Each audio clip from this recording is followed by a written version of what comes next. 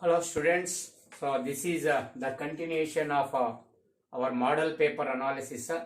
We are now in model paper 1 session 2 and today I am going to discuss about 2 marks questions in model paper 1. So the 2 marks it is in part B in our question paper, and question number 11 to question number 18 which carry 2 marks, and you have to answer only 5 questions in this part, that is part B, for 2 marks. What are the major precautions you have to kept in your mind while answering 2 marks questions, and how can you save the time, and what are the key points to be mentioned here? So that is important. Okay, so let me go through these 2 marks questions of the model paper 1. In the last video we already discussed about how to answer the 1 mark question. Okay, here the first question is like this. Okay, differentiate perisperm and pericarp.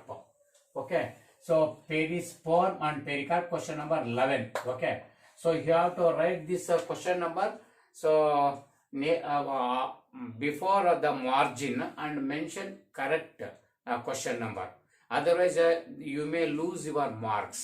So ಎಷ್ಟೋ ಸರಿ ಒಳ್ಳೆ bright students ಕೂಡ question number ಹಾಕಂದೆ ಮರ್ತ್ಬಿಟ್ಟಿರ್ತಾರೆ, ಅಥವಾ ಅವ್ರ tension ಅಲ್ಲಿ 11 ವಾರಿಯನ್ನ 21 ಬರ್ಬಿಟ್ಟಿರ್ತಾರೆ. ಹೀಗಾಗಿ question number ಕಳ್ಕೊಂಡ್ರೆ ಮತ್ತೆ ನಾವು ಮುಖಪುಟಿಕ ಮಾರ್ಕ್ಸ್ ಅನ್ನ ಎಂಟ್ರಿ ಮಾಡಬೇಕಾದ್ರೆ ಎಷ್ಟೋ ಸರಿ ಆಗದೆ ಇರ್ಬೋದು, ಅಥವಾ ಸೇಮ್ ಕ್ವಶನ್ ರಿಪೀಟ್ ಮಾಡ್ಕೊಂಡ್ಬಿಡ್ಬೋದು. ಅದಕ್ಕೆ ಕ್ವಶನ್ ನಂಬರ್ನ ಎಕ್ಸಾಕ್ಟ್ ಹಾಕೋದನ್ನ ಸರಿಯಾಗಿ ಕಲ್ತ್ಕೊಳ್ಳಿ. ಅದ್ರಲ್ಲಿ ಸ್ಪ್ಲಿಟ್ ಮಾಡಿದ್ರೆ, ಸೊ ಅದ್ರ ಎ ನೋಟು ಬಿ ನೋ ಅಥವಾ 1 2 3 ನೋ ಏನೋ ಅದನ್ನು ಕೂಡ ಎಕ್ಸಾಕ್ಟ್ ಮೆನ್ಷನ್ ಮಾಡಿರ್ಬೇಕಾಗತ್ತೆ. ಓಕೆ, ಸೊ ಇಲ್ಲಿ ಕ್ವಶನ್ ನಂಬರ್ 11 ಇದೆ. ಪೆರಿಸ್ಪರ್ಮ್ ಮತ್ತೆ ಪೆರಿಕಾರ್ಪ್ ಅನ್ನ ಡಿಫರೆನ್ಸ್ ಮಾಡ್ಬೇಕಂತೆ. ಪೆರಿಸ್ಪರ್ಮ್, ಓಕೆ, ಪೆರಿಸ್ಪರ್ಮ್ ಮತ್ತೆ ಪೆರಿಕಾರ್ಪ್ ಅಂತೆ. Okay, pericarp. ಸೊ ಇದಕ್ಕೆ 2 ಮಾರ್ಕ್ಸ್ ಇದೆ. ಪೆರಿಸ್ಪರ್ಮ್ ಅಂದ್ರೆ ಅಂತ ಬರ್ದು ಮತ್ತೆ ಪೆರಿಕಾರ್ಪ್ ಅಂತ ಬರ್ದ್ರೆ ಸಾಕಾಗುತ್ತೆ, ಡಿಫರೆನ್ಸಿಯೇಟ್ ಅಲ್ವಾ. ಪೆರಿಸ್ಪರ್ಮ್ ಅಂದ್ರೆ ಪೆರಿಕಾರ್ಪ್ ಅಂದ್ರೆ ಬರ್ದ್ರೆ ಸಾಕಾಗುತ್ತೆ ನೀವು. ಸೊ ಪೆರಿಸ್ಪರ್ಮ್ ನಿಮಗೆ ಗೊತ್ತಿರ್ಬೇಕಾಗತ್ತೆ. ಸೊ ನಮ್ಮ ಏನು ಮೆಗಾಸ್ಪೊರಾಂಜಿಯಂ ಓವ್ಯೂಲ್ ಇದೆ, ಒಳಗಡೆ ನಿಸೆಲಾ ಟಿಶ್ಯೂ ಇದೆ. Nucellar tissue, so ovule after the fertilization it turns into seed. So if any the nuclear tissue remained after the conversion of the seed, that the remnant of that nuclear tissue it deposited on the seeds, so that is referred as a perisperm. So therefore perisperm is the remnant of persistent nuclear tissue in the seed. The remnant ಅಂದ್ರೆ ಉಳಿಕೆ, ಉಳಿದಿರೋದು. The remnant of persistent, ಹಾಗೆ ಮುಂದುವರೆದಿರೋ continue ಆಗಿರ್ತಕ್ಕಂಥದ್ದು. The remnant of persistent of nucellus tissue in the seed is called perisperm. ಅದನ್ನ ಬರಿಬೇಕು.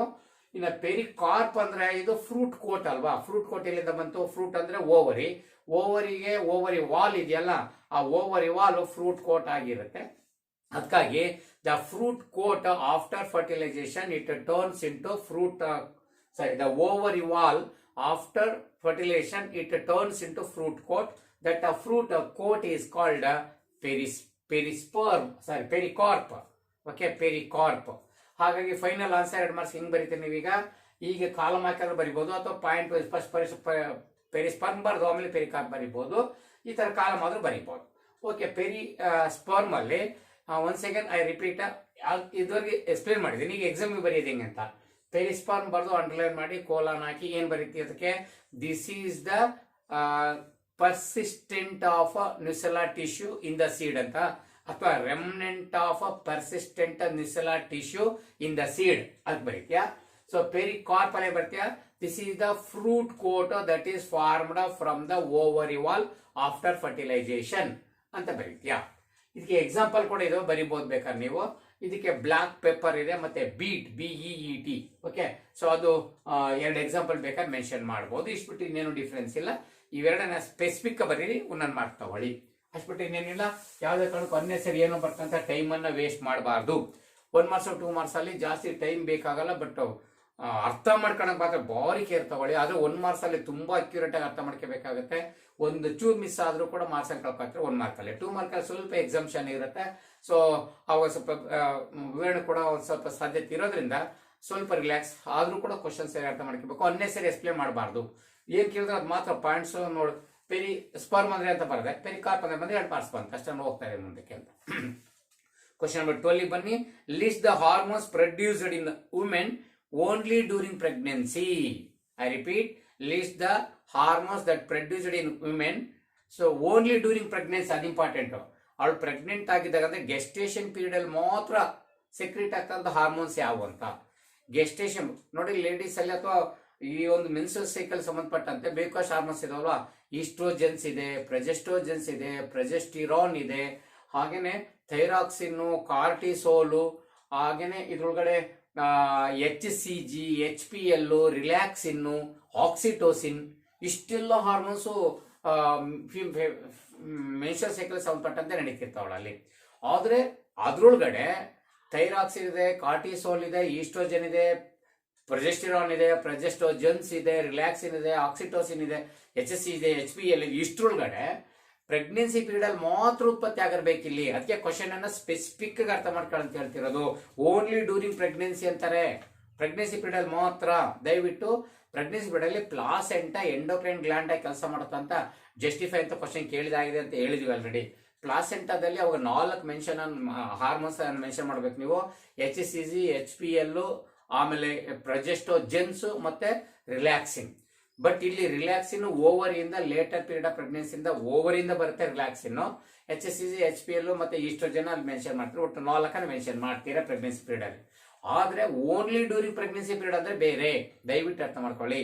Only during pregnancy period ಅಲ್ಲಿ HCG ನೋಡಿ, HCG ಬರುತ್ತೆ, HPL ಬರುತ್ತೆ, ಮತ್ತೆ ರಿಲ್ಯಾಕ್ಸಿನ್ ಬರುತ್ತೆ ನೋಡಿ, ರಿಲ್ಯಾಕ್ಸಿನ್ ಬರುತ್ತೆ.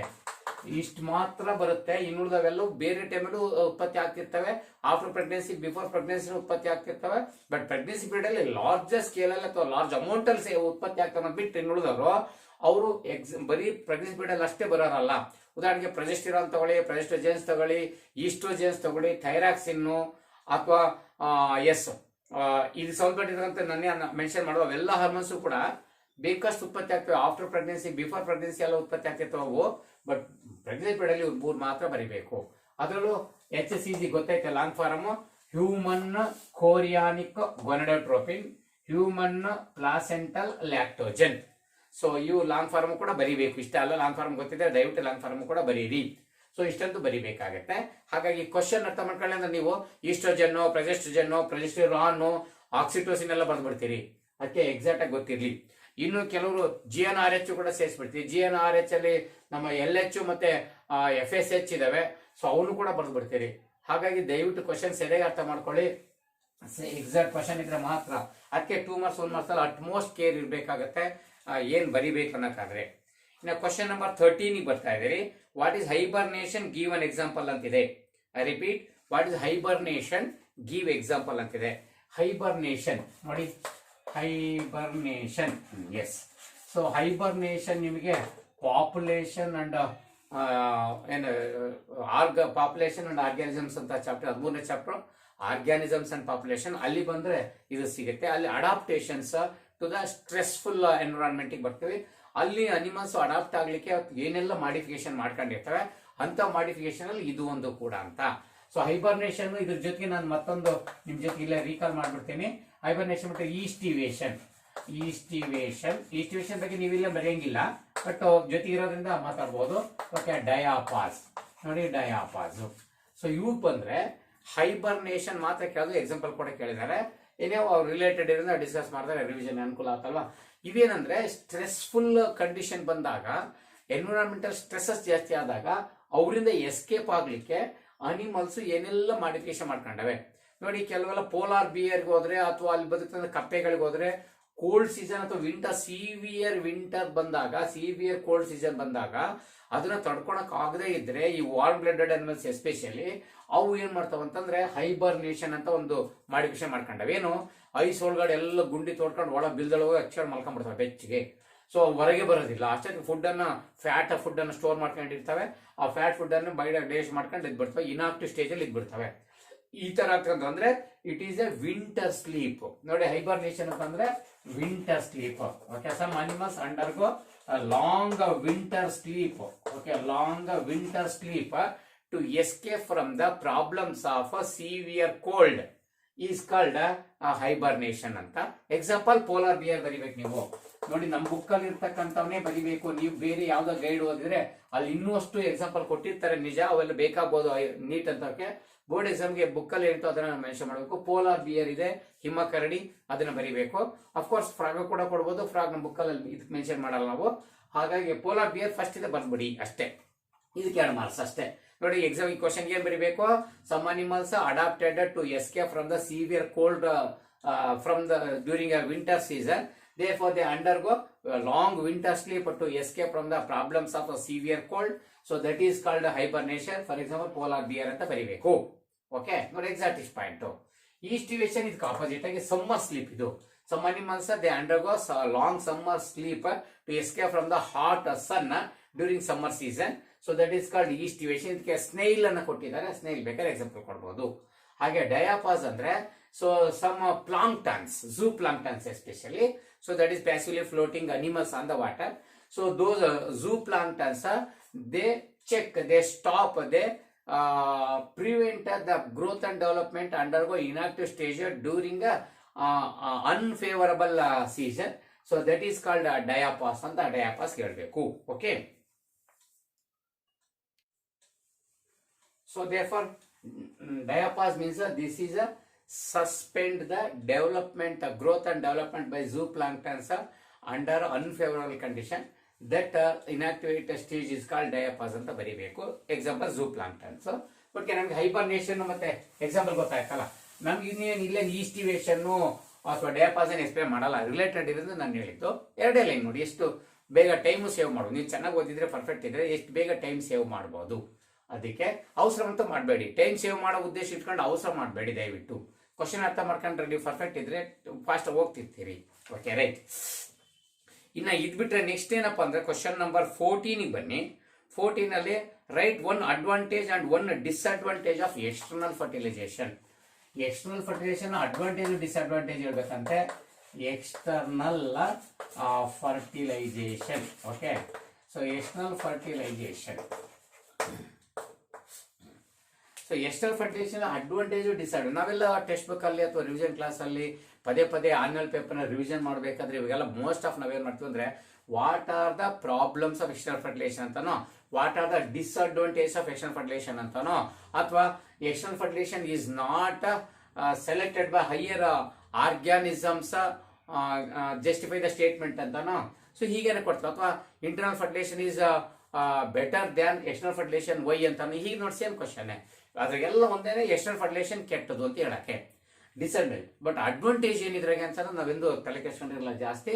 ಬಟ್ ಇಲ್ಲಿ ಆ ಥರ ಇಲ್ಲಿ ಮಾಡಿದ್ದಾರೆ. ಅದಕ್ಕೆ ಹೊಸತನೇ ಇರುತ್ತೆ ಅನ್ನೋದು ನೀವು ನೋಡ್ಕೊಳ್ಳಿ. ಟೆಕ್ಸ್ಟ್ ಬುಕ್ ಓದೋರಿಗೆ ಲೈನ್ ಟು ಲೈನ್ ಚೆನ್ನಾಗಿ ತಿಳ್ಕೊಂಡ್ರೆ ಇವೆಲ್ಲ ಪ್ರಾಬ್ಲಮ್ ಆಗೋದಿಲ್ಲ. 1 ಮಾರ್ಕ್ಸ್ 2 ಮಾರ್ಕ್ಸ್ ಅಲ್ಲಿ. ಎಕ್ಸ್ಟರ್ನಲ್ ಫರ್ಟಿಲೈಸೇಷನ್ ಅಡ್ವಾಂಟೇಜ್ ಏನು ಅಂತಂದ್ರೆ ನೋಡಿ, ಅಡ್ವಾಂಟೇಜ್. ಸೊ ಅಡ್ವಾಂಟೇಜ್ ಬಂದ್ರೆ ಇನ್ನ external fertilization both male and female have to produce several thousand gametes because in most of the gametes fails to reach the female gamete especially. Therefore usually males produce several thousand male gametes, at the same time female also. So in external fertilization, male and female they have to produce thousands of or a large number of gametes because there is a failure of meeting one another in external medium like water. Therefore because of this it is a chance to produce large number of offsprings because of this external fertilization. Therefore external fertilization is very useful because it results in the formation of large number of progenies in each cycle because they have to produce several thousand gametes. So ಅದು ಒಂದು advantage ಅನ್ನ ಇಲ್ಲಿ ನೀವು ಬರಿಬೇಕಾಗತ್ತೆ. ಇನ್ನು disadvantage ಏನು ಅಂತ, ಇದ್ರ ಅನಾನುಕೂಲ ಬೇಕಷ್ಟು ಇದೆ. ಯಾಕಂದ್ರೆ ಅಪ್ಪನಿರಲ್ಲ ಅಮ್ಮನಿರಲ್ಲ, ಮಗು ಬೆಳೀತಿರ್ಬೇಕಲ್ಲ ಅಂದ್ರೆ ಅವಾಗ they need medium like water medium for the purpose of fertilization. ಅದು ಒಂದೇ ಸಮಸ್ಯೆ. ಸರ್ ಮಳೆನೇ ಬರಲ್ಲ, ನೀರೇ ಬರಲ್ಲ, ಮೀಡಿಯಂ ಇಲ್ಲ ಅಂದ್ರೆ ಎಷ್ಟು ಕಷ್ಟ ಆಗುತ್ತೆ ಓಕೆ ಅಂತ ಅದರ ಅರ್ಥ ಅಂತ. ಎರಡನೇದು, so here the offsprings are to be provided the nourishment or reserve food for them for the development purpose. ಅದಕ್ಕೇನಾದ್ರು reserve food in a source okay ಕೊಟ್ಟಿರ್ಬೇಕಾಗತ್ತೆ. ಅದು ಎರಡನೇ ಪ್ರಾಬ್ಲಮ್ ಆಗ್ಬೋದು. And both male and female are to be synchronized to release their gametes. So they have to be release their gamete at a synchronized period. ಅಂದ್ರೆ ಮೇಲ್ female ಗಮೆಂಟ್ ಎರಡು release ಆಗ್ಲಿಕ್ಕೆ sync ಆಗ್ಬೇಕು time. ಅದು ಮೇಲ್ ಗಮೆಂಟ್ ಬಂದು ಫಿಮೇಲ್ ಗಮೆಂಟ್ ಬರ್ದಂಗೆ ಇದ್ಬಿಟ್ರೆ ಫಿಮೇಲ್ ಗಮೆಂಟ್ ಬಂದು ಅದು ಬರ್ದಂಗಿದ್ರೆ ಅದು ಎರಡು ಸಿಂಕ್ ಆಗಿರ್ಬೇಕು, ಅದೊಂದು ದೊಡ್ಡ ಸಮಸ್ಯೆ ಇಲ್ಲಿ. ಇದನ್ನ ಬಿಟ್ಟರೆ next the offsprings are progenies they have to face the problems of external environment like acidity, alkalinity, extreme high temperature ಅವನ್ನೆಲ್ಲ ಫೇಸ್ ಮಾಡಬೇಕಾಗತ್ತೆ. ಅದೊಂದು ಸಮಸ್ಯೆ ಕೂಡ ಇಲ್ಲಿರುತ್ತೆ. ಇವೆಲ್ಲಕ್ಕಿಂತ ಇಂಪಾರ್ಟೆಂಟ್ ಆಗಿ ನೀವೇನು ಬರೀಬೇಕು ಬುಕ್ಕಲ್ಲಿ ಅಂತಂದ್ರೆ, ಬುಕ್ಕಲ್ಲಿ ಇರ್ತಕ್ಕಂಥ ಮೇನ್ ಎಕ್ಸಾಮ್ ಪಾಯಿಂಟ್, ಅದಕ್ಕೆ ಬುಕ್ಕನ್ನು ರೆಫರ್ ಮಾಡೋಕೆ ಇದೇ ಕಾಣ್ತಾನೆ. ಬುಕ್ಕಲ್ಲಿ ಇವೆಲ್ಲದೂ ಬಿಟ್ಟು ಇನ್ನೊಂದು ಇಂಪಾರ್ಟೆಂಟ್ ಅಂತ ಡಿಸ್ಕಸ್ ಮಾಡಿ ಹೇಳಿದ್ದಾರೆ, ಅದಕ್ಕೆ ಅದು ನೋಡಬೇಕು. ಇಲ್ಲಿ the offsprings are highly extremely vulnerable to their predators ಅಂತ. ಓಕೆ, ಇಲ್ಲಿ ಆಫ್ ಸ್ಪ್ರಿಂಗ್ಸ್ ಅದು ಬುಕ್ ನಲ್ಲಿ ಡಿಸ್ಕಸ್ ಮಾಡಿರೋದು. Offsprings are extremely, okay, so extremely vulnerable okay to the predators. Okay, predators ಅಂದ್ರೆ ಅವ್ರ ಶತ್ರುಗಳಿಗೆ ಸುಲಭವಾಗಿ ಬಲಿಯಾಗ್ಬಿಡ್ತವೆ. ಅವರ ಶತ್ರುಗಳು ಇವನು ಹಿಡ್ಕೊಂಡು ತಿಂತಕ್ಕಂಥ ಶತ್ರುಗಳೇನು ಕಾಯ್ತಿರ್ತಾರೋ ಅವ್ರಿಗೆ ಸುಲಭವಾಗಿ ಬಲಿಯಾಗ್ಬಿಡ್ತವೆ. ಹಾಗಾಗಿ ಎಕ್ಸ್ಟರ್ನಲ್ ಫರ್ಟಿಲೈಸೇಷನ್ ಇದು ಬಹಳ ಸಮಸ್ಯೆ ಅಂದ್ರೆ ಇದೇನೆ, ಇದನ್ನ ನೀವು ಮೆನ್ಷನ್ ಮಾಡಲೇಬೇಕು ಅಂತ. ಫಸ್ಟ್ ಪ್ರಿಫರೆನ್ಸ್ ಬುಕ್ ಅಲ್ಲಿ ಇರೋ ಯಾವುದೋ ಅದಕ್ಕೆ ಕೊಡಬೇಕಾಗುತ್ತೆ ನೋಡಿ. ಅಡ್ವಾಂಟೇಜ್ ಅಲ್ಲಿ in external fertilization both male and female have to produce several thousands of gametes because there is a failure of the meeting of gametes in the water medium. To compensate this they have to produce because of this it is a chance of production of large number of offsprings in each cycle ಅನ್ನೋದು advantage. Disadvantage ಅಲ್ಲಿ offsprings may face they are extremely vulnerable to their offsprings predators ಅಂತಕ್ಕಂಥದ್ದು ಬರೀಬೇಕು ನೋಡಿ. So points wise ನೀಟಾಗಿ ಬರೀರಿ. ಏನ್ ಕೇಳಿದ್ರೆ ಅದು ಅಡ್ವಾಂಟೇಜ್ ಬರ್ತೀವಿ, ಡಿಸ್ಅಡ್ವಾಂಟೇಜ್ ಬರ್ತೀವಿ. ನಾವೇನೋ ಸುಮ್ಮನೆ ಅನಾವಶ್ಯಕ ಅರ್ಥದ ಬರ್ಕೊಂಡು ಕುತ್ಕೊಂತ ಇಲ್ಲ. ಇಲ್ಲಿ ಪಾಯಿಂಟ್ಗಳನ್ನ ಮಾತ್ರ ಕರೆಕ್ಟಾಗಿ ನೋಡ್ಕೊಳ್ಳಿ. ನೀವು ಬರೀ ಡಿಸ್ಅಡ್ವಾಂಟೇಜ್ ಒಂದು 10 ಬರ್ದಿದ್ರು ಇದಕ್ಕೆ ನಾವು ಕೊಡೋದು ಒಂದೇ ಮಾರ್ಕ್ ಅವಾಗ. ಹಾಗಾಗಿ ದಯವಿಟ್ಟು ಕ್ವಶನ್ ಕೇಳಿದ್ರೆ ಅದು ನೋಡ್ಕೊಳ್ಳೋಣ. Come to the next question, that is write note on the pollination mechanism in Vallisneria. Yes, so pollination mechanism in Vallisneria ಕೇಳಿದ್ದಾರೆ. Pollination, okay, in Vallisneria. Yes, Vallisneria.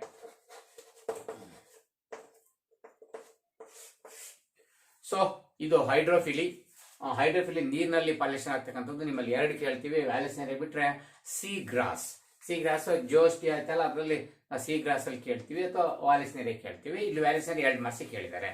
ವ್ಯಾಲಿಸ್ನೇರಿಯಾಕ್ಕೆ ಬಂದ್ಬಿಟ್ರೆ ಇದೇನು ವ್ಯಾಲಿಸ್ನೇರಿಯಾ ಪ್ಲಾಂಟ್ ಇದೆಯಲ್ಲ, ಇದು ಬಾಟಮ್ ಅಲ್ಲಿ ಆದ್ರೆ ವ್ಯಾಲಿಸ್ನೇರಿಯಾ ಪ್ಲಾಂಟ್ ಇಲ್ಲಿ ಬೆಳೆದಿದೆ ಅಂತ ಅಂದ್ಕೊಳ್ಳೋಣ. ಓಕೆ, ಸೊ ಇಲ್ಲಿ ವ್ಯಾಲಿಸ್ನೇರಿಯಾ ಪ್ಲಾಂಟ್ಗಳಿದೆ.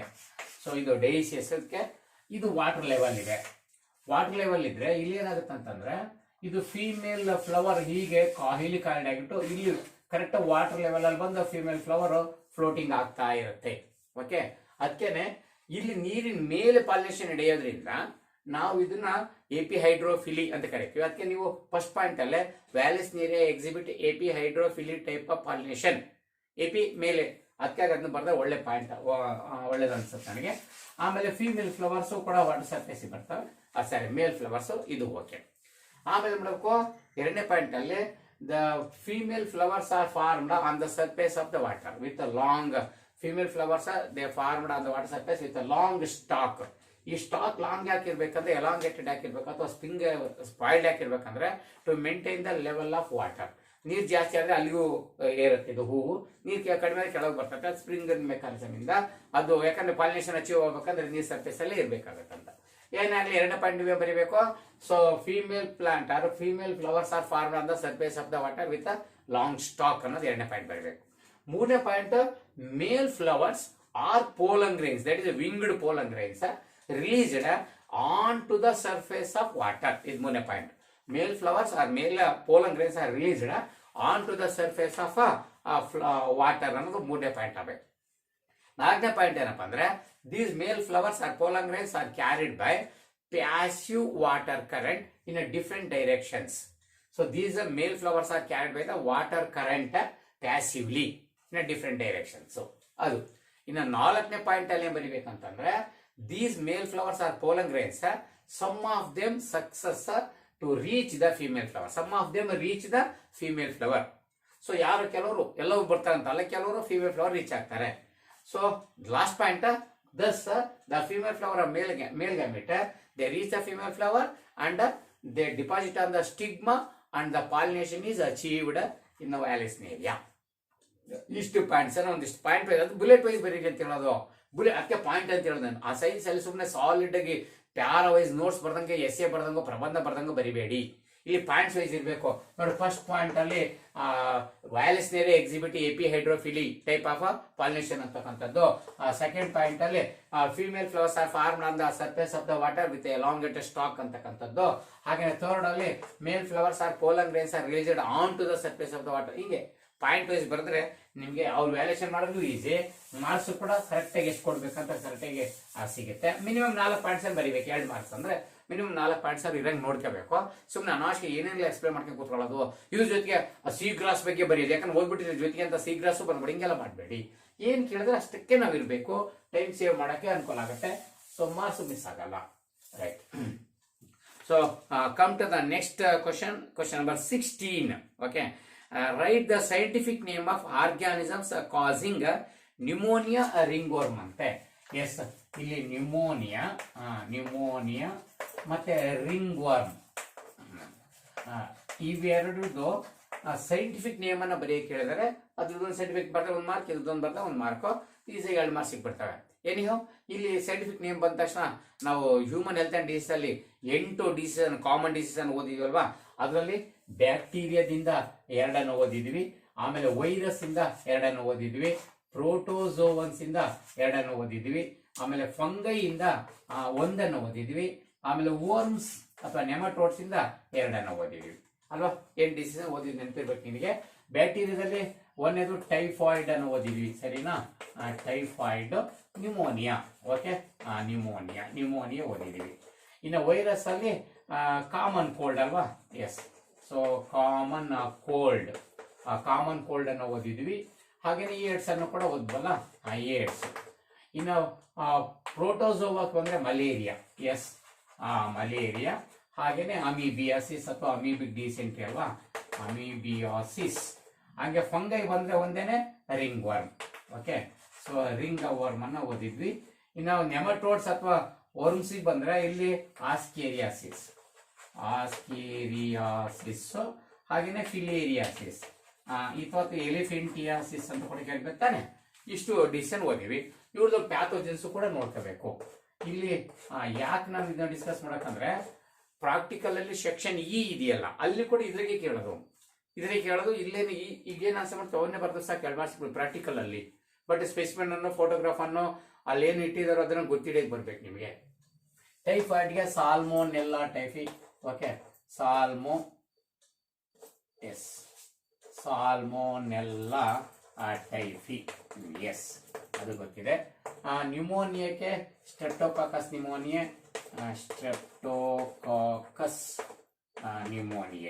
S, pneumoniae. ಅಥವಾ ಇದಕ್ಕೆ ಇನ್ನೊಂದಿದೆಯಲ್ಲ, ಅದನ್ನು ಒಂದ್ಸರಿ ಎಕ್ಸಾಮ್ ಕೇಳ್ಬಿಟ್ಟಿದ್ದು ಇದನ್ನ, haemophilus influenzae. Okay, haemophilus influenzae. Okay, right. Common ಕೋಲ್ಡ್ಗೆ rhinovirus. Okay, so rhinovirus. Yes, rhinoviruses. ಇನ್ನು ಏಡ್ಸ್ಗೆ HIV ಎಲ್ಲರಿಗೂ ಗೊತ್ತಿದೆ. Malaria plasmodium. Okay, plasmodium. ಇದ್ರಾಗ 3 ಇದಾವಲ್ವಾ ಸ್ಪೀಸೀಸ್ ಅಲ್ಲೇ. ಪ್ಲಾಸ್ಮೋಡಿಯಂ ವೈವ್ಯಾಕ್ಸ್ ಇರ್ಬೋದು, ಪ್ಲಾಸ್ಮೋಡಿಯಂ ಫಾಲ್ಸಿಫೋರಮ್. ಓಕೆ, ಫಾಲ್ಸಿಫೋರಮ್ ಇರ್ಬೋದು, ಹಾಗೇನೆ ಮಲೇರಿಯಾ ಇರ್ಬೋದು. Okay, malaria. ಎಸ್. ಇನ್ನು ಅಮಿಬಿಯಸ್ ಅಲ್ಲಿ ಎಂಟಮೀಬಾ ಹಿಸ್ಟೋಲಿಟಿಕಾ.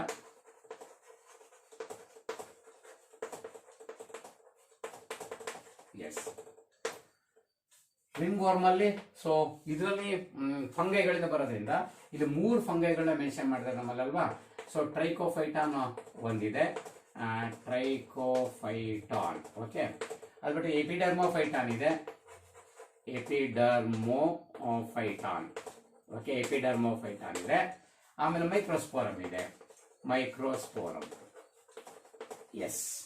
ಇನ್ನು ಆಸ್ಕೇರಿಯಾಸಿಸ್ ಬಂದ್ರೆ ಆಸ್ಕ್ಯಾರಿಸ್ ಲೂಮ್ರಿಕಾಯ್ಡ್ಸ್ ಅಲ್ವಾ, ಆಸ್ಕ್ಯಾರಿಸ್ ಲೂಮ್ರಿಕಾಯ್ಡ್ಸ್. ಇನ್ನು ಫಿಲಿಯರಿಸಿಸ್ ಅಥವಾ ಎಲಿಫೆಂಟಿಯಾಸಿಸ್ಗೆ ಉಚರೇರಿಯಾ. ಓಕೆ, ಉಚರೇರಿಯಾ ಬ್ಯಾಂಕ್ರಾಫ್ಟಿ. ಓಕೆ, ಬ್ಯಾಂಕ್ರಾಫ್ಟಿ ಇದೆ. ಅದು ಬಿಟ್ಟು ಉಚರೇರಿಯಾ ಮಲಾಯಿ ಕೂಡ ಇದೆಯಲ್ವಾ, malayi. Yes, so wuchereria malayi. ಇಷ್ಟು ನಮಗೆಲ್ಲ ಗೊತ್ತಿರ್ತಕ್ಕಂಥದ್ದು. ಇದ್ರಾಗ ಈ ಸರಿ ಪ್ರಾಕ್ಟಿಕಲ್ಗೆ ಸೆಕ್ಷನ್ ಇ ನಲ್ಲಿ ಈ ಬ್ಯಾಕ್ಟೀರಿಯಾದಲ್ಲಿ ಯಾವೂ ಇಲ್ಲ ಪ್ರಾಕ್ಟಿಕಲ್ ಅಲ್ಲಿ, ಆಮೇಲೆ ವೈರಸ್ ಅಲ್ಲೂ ಕೂಡ ಯಾರು ಇಲ್ಲ, ವೈರಸ್ ಅಲ್ಲಿ ಯಾರು ಇಲ್ಲ. ಬಟ್ ಪ್ರೋಟೋಜೋನ್ ಎರಡೂ ಕೂಡ ಕೇಳ್ತೀವಿ ಸರ್ ಎಕ್ಸಾಮ್ಗೆ. ಫಂಗೈ ಕೇಳ್ತೀವಿ, ವರ್ಮ್ಸ್ ಅಲ್ಲಿ ಆಸ್ಕೇರಿಯಾಸಿಸ್ ಕೇಳ್ತೀವಿ. ಸೊ ಸ್ಯಾಂಪಲ್ ಹೀಗೆ ಅಲ್ಲಿ ನೀವೇನ್ ಮಾಡ್ತೀವಿ ಅಂದ್ರೆ ಈ ಫೋಟೋಗ್ರಾಫ್ ಅನ್ನೋ ಮಾಡೆಲ್ ಅನ್ನೋ ಸ್ಪೆಸಿಮನ್ ಅನ್ನೋ ಇಟ್ಟಿರ್ತೀವಿ. ಅಲ್ಲಿ ನೀವೇನ್ ಮಾಡ್ಬೇಕಂದ್ರೆ ಅದನ್ನ ನೋಡ್ಬಿಟ್ಟು ಅದನ್ನ ಐಡೆಂಟಿಫೈ ಮಾಡಕ್ 1 ಮಾರ್ಕ್. ಅದು ಐಡೆಂಟಿಫೈ ಮಾಡೋದಂದ್ರೆ ಅದು ಯಾವ್ದು ಕೊಟ್ಟಿವಿ ಅಂತ. ಸೊ ಅದು ಕೊಟ್ಟಿರ್ತಕ್ಕಂಥ ಐಡೆಂಟಿಫೈ ಮಾಡಿ ಅದು ಕಾಮನ್ ಹೆಸರು ಮತ್ತೆ ಸೈಂಟಿಫಿಕ್ ನೇಮ್ ಬರಿಬೇಕು. ಈ ತರ ಸೈಂಟಿಫಿಕ್ ನೇಮ್ ಅನ್ನ ಬರೆದ್ರೆ 1 ಮಾರ್ಕ್. ಅದರಿಂದ ಬರೋ ಡಿಸೀಸಸ್ ಬರೆದ್ರೆ 1 ಮಾರ್ಕ್. ನೋಡಿ ಈ 4 ರೆಡಿ ಆದ್ರೆ ಇಲ್ಲೇ ಸಿಕ್ಬಿಡುತ್ತೆ ಆನ್ಸರ್. ಹಾಗೇನೆ ಈಗ ಇಲ್ಲಿ ನ್ಯೂಮೋನಿಯಾಕ್ಕೆ ಬರ್ಬಿಟ್ಟಿದೀವಿ. ಸ್ಟ್ರೆಪ್ಟೋಕಾಕಸ್ ಬರೀರಿ, ಹಿಮೋಫಿಲಸ್ ಇನ್ಫ್ಲೂಯೆಂಜಾ ಬರೀರಿ. ರಿಂಗ್ ವರ್ಮ್ಗೆ ನೋಡಿ ಟ್ರೈಕೋಫೈಟನ್ ಇದೆ, ಎಪಿಡರ್ಮೋಫೈಟನ್ ಇದೆ, ಮೈಕ್ರೋಸ್ಪೋರಮ್ ಇದೆ, ಯಾವ್ದು ಬರೀರಿ.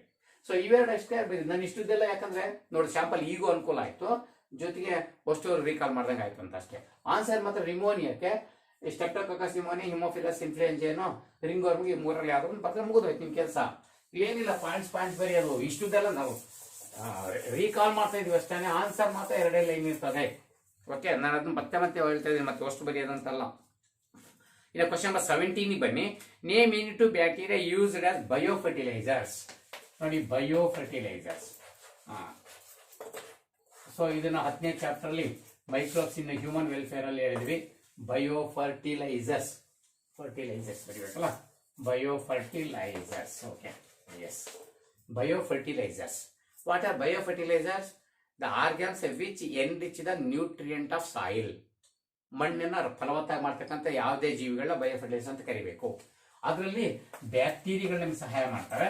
ಬ್ಯಾಕ್ಟೀರಿಯಾಗಳು ಬಂದ್ಬಿಟ್ರೆ ಒಂದು ರೈಜೋಬಿಯಂ ಬ್ಯಾಕ್ಟೀರಿಯಾಗಳು, ಎರಡನೇದು ಸಾಯಿಲ್ ಡ್ವೆಲ್ಲಿಂಗ್ ಫ್ರೀ ಲಿವಿಂಗ್ ಬ್ಯಾಕ್ಟೀರಿಯಾಗಳು. ಸೊ ಅವು ಇಲ್ಲಿ ಸಹಾಯ ಮಾಡ್ತವೆ. ಇದರಲ್ಲಿ ಅಜಟೋಬ್ಯಾಕ್ಟರ್, ಓಕೆ, ಆಮೇಲೆ ಅಜೋಸ್ಪೈರಿಲಮ್, ಓಕೆ, ಇಷ್ಟು ಜನ ಇಲ್ಲಿ ಸಹಾಯ ಮಾಡ್ತಾರೆ ಬ್ಯಾಕ್ಟೀರಿಯಾದಲ್ಲಿ. ಇನ್ನು ಫಂಗೈ ಬಂದ್ರೆ ಫಂಗೈ ಕೂಡ ಬಯೋಫರ್ಟಿಲೈಸರ್ ಕೆಲಸ ಮಾಡುವಂಟು. ಗ್ಲಾಮಸ್ ಅಂತಕ್ಕಂಥ ಸ್ಪೀಸಿ ಜೀನಸಿಸ್ ಇರ್ತಕ್ಕಂಥವ್ರಲ್ವಾ, ಗ್ಲಾಮಸ್ ಅಂತಕ್ಕಂಥ ಸ್ಪೀಸಿ ಇರ್ತಕ್ಕಂಥವ್ರು, ಇವರು ಮೈಕೋರೈಸೆ ಆಗಿ ಹೆಲ್ಪ್ ಮಾಡ್ತಾರೆ. ಇದು ಬಿಟ್ರೆ ಸಯನೋ ಬ್ಯಾಕ್ಟೀರಿಯಾ. ಓಕೆ, ಸಯನೋ ಬ್ಯಾಕ್ಟೀರಿಯಾ ಬಂದ್ಬಿಟ್ರೆ ಇಲ್ಲಿ ನಾಸ್ಟಾಕ್ ಅನಬೀನಾ ಇದೆಯಲ್ವಾ, ಅನಬೀನಾ. ಓಕೆ, ಅನಬೀನಾ. ಹಾಗೇನೆ ನಾವು ಅಸಿಲಟೋರಿಯನ್ ಕೂಡ ಬರೀಬಹುದು, ಅಸಿಲಟೋರಿಯಾ. ಓಕೆ, ಸೊ ಇವರೆಲ್ಲರೂ ಕೂಡ ಬೇರೆ ಜಾತಿಯ ಬಯೋಫರ್ಟಿಲೈಸರ್ಸ್ ಮಣ್ಣನ್ನ ಸಹಾಯ ಎನ್ರಿಚ್ ಮಾಡೋರು. ಅದ್ರಾಗೂ ಈ ಬ್ಯಾಕ್ಟೀರಿಯಾಗಳು ಬಂದ್ರೆ ಇವೆಲ್ಲ ಬ್ಯಾಕ್ಟೀರಿಯಾಗಳು ಮತ್ತೆ ನಮ್ಮ ಸೈನೋ ಬ್ಯಾಕ್ಟೀರಿಯಾಗಳು ಇವ್ರು ಬಂದ್ರೆ they enrich the nitrates of the soil by nitrogen fixation technology. So ಅದು ಮಾಡ್ತವೆ. ಇನ್ನ ಈ ಫಂಗೈ ಬಂದ್ರೆ ಫಂಗೈಯಲ್ಲಿ ಫಾಸ್ಫರಸ್ ಅನ್ನ ಮಣ್ಣಿಂದ ಹೀರಿ ಹೋಸ್ಟ್ ಪ್ಲಾಂಟ್ ಕೊಡ್ತಾರೆ. ಇವು ಮೈಕ್ರೋರೈಸೆ ಗೊತ್ತಲ್ಲ ನಿಮಗೆ. Mycorrhizae it is symbiotic association between fungus in the roots of higher plants. For example pinus plant, that association is called a mycorrhizae, where they are living mutually benefited each other. Fungi, it supply the micronutrients along with the phosphorus to the host plant, and also it protect the plant from root borne diseases, and also it protect plant at the time of drought condition. ಇವೆಲ್ಲವೂ ಕೂಡ fungi ಇಲ್ಲಿ. ಅದಕ್ಕಾಗಿ fungi ಒಳ್ಳೆ biofertilisers ಅಂತ ಹೇಳೋದು. ಏನ್ಯಾವ ಇಲ್ಲಿ ನಮಗೆ ಕೇಳಿರೋದು ಮೆನ್ಷನ್ ಎನಿ ಟು ಬ್ಯಾಕ್ಟೀರಿಯಾ ಅಂತ ಕೇಳಿದಾನೆ. ಫರ್ಟಿಲೈಸರ್ ಬ್ಯಾಕ್ಟೀರಿಯಲ್ ಇವ್ರಿಗೆ ಯಾರು ಬರ್ತೀವಿ? Rhizobium bacteria, azotobacter, azospirillum. So ಇದರಲ್ಲಿ ನೀವು ಯಾವುದನ್ನಾದ್ರೂ ಕೂಡ ಮೆನ್ಷನ್ ಮಾಡಬಹುದು. Okay, right. ನೋಡಿ 2 ಪದ 2 ಮಾರ್ಕ್ಸ್. ಓಕೆ, ಲಾಸ್ಟ್ ಕ್ವಶನ್ 19ನೇ ಕ್ವಶನ್ ಸರ್ 18ನೇ ಕ್ವಶನ್ ಇದ್ರೊಳಗಡೆ mention the reasons for infertility. ನೋಡಿ, mention the reason for infertility. Okay, mention the reason for infertility failure to produce the children. Okay, so that is a couple they incapability of producing their children because of many reasons. ಏನ್ reasons ಏನ್ ಕಾರಣ, ಯಾಕೆ ಮಕ್ಕಳಾಗಲ್ಲ ಕೆಲವರಿಗೆ, ಏನೆಲ್ಲ problem ಇರ್ಬೋದು, ಏನ್ ಸಮಸ್ಯೆ ಅಂತ ಕೇಳಕ್ಕೆ ಅಲ್ಲಪ್ಪ. ಇದಕ್ಕೆ ರೀಸನ್ಗಳನ್ನ ನಾವು ಮೆನ್ಷನ್ ಮಾಡಿ ಹಾಗೆ ಅವು ಫಿಸಿಕಲ್ ರೀಸನ್ಸ್ ಇರ್ಬೋದು. ಫಿಸಿಕಲ್, ಓಕೆ, ಸೊ ಫಿಸಿಕಲ್ ಇರ್ಬೋದು ಅಥವಾ ಕಾಂಜೆನಿಟಲ್ ಡಿಸೀಸಸ್ ಇರ್ಬೋದು. ಕಾಂಜೆನಿಟಲ್ ಡಿಸೀಸಸ್, ಓಕೆ, ಕಾಂಜೆನಿಟಲ್ ಡಿಸೀಸಸ್ ಇರ್ಬೋದು. ಡ್ರಗ್ಸ್, ಸೊ ಡ್ರಗ್ಸ್ಗೆ ಅಡಿಕ್ಟ್ ಆಗಿರ್ಬೋದು. ಅಥವಾ ಈ ಡ್ರಗ್ಸ್ ಅನ್ನು ಬಿಟ್ರೆ ಕೆಲವರು ಸೈಕಾಲಜಿಕಲ್ ಪ್ರಾಬ್ಲಮ್ ಕೂಡ ಇರ್ಬೋದು ಅಂತ. ಸೊ ಸೈಕಾಲಜಿಕಲ್, ಆಮೇಲೆ ಇಮ್ಯುನೋಲಾಜಿಕಲ್, ಓಕೆ, ಇಮ್ಯುನೋಲಾಜಿಕಲ್ ಕೂಡ ಪ್ರಾಬ್ಲಮ್ಸ್ ಇರ್ಬೋದು ಅಂತ. ನೋಡಿ ಇದೇನಿದೆಲ್ಲ ಫಿಸಿಕಲ್ ಪ್ರಾಬ್ಲಮ್ಸ್ ಏನಿರ್ಬೋದು ಮಕ್ಕಳಾಗದೆ ಇರ್ಲಿಕ್ಕೆ.